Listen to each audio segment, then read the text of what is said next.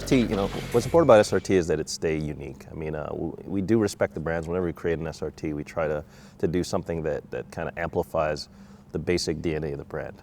But in some cases, you're so far removed from the original intent of the brand, like in the case of the Grand Cherokee, it's very extreme. That vehicle will never go off-road. It's not meant for that. It could do a good, two-track dirt road or something like that, but it's really meant for on-road performance. However, it does continue the excellence of Grand Cherokee in terms of ultimate traction. I mean, the vehicle is really all-weather performance. It's really phenomenal. So there's some link back to the DNA of Jeep. And in the case of the Charger, the base Charger is already an extroverted machine. Very kind of a little bit of look at me going on there. And the SRT takes that to the next level. And the Chrysler is a bit more of a Q-ship. It's a luxury, very, very silent, perform a little bit the James Bond effect where the gun's on the inside of the vest, so to speak, and it has its own look. And those three cars have different appeals to different people.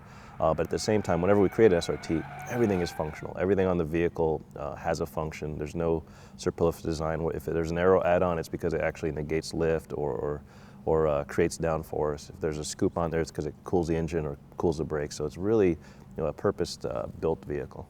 Well, in the way that all the new SRTs are unique. I mean, the SRTs are pretty thoroughly done vehicles. They have unique powertrains, unique brakes, unique suspension settings, unique interior details, and we're getting even more that way where the vehicles are very, very custom.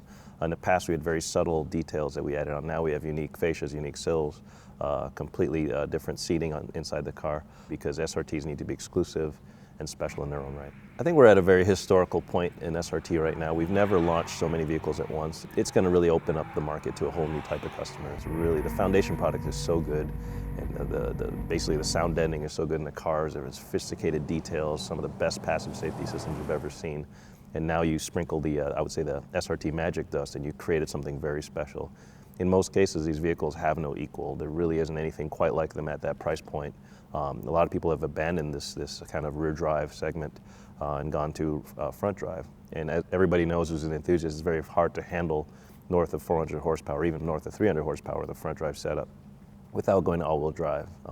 So we're kind of playing with that beautiful dynamics that only a rear drive car can give you. If you're a great driver, you understand there's nothing like drifting a car or holding it into a slight slide.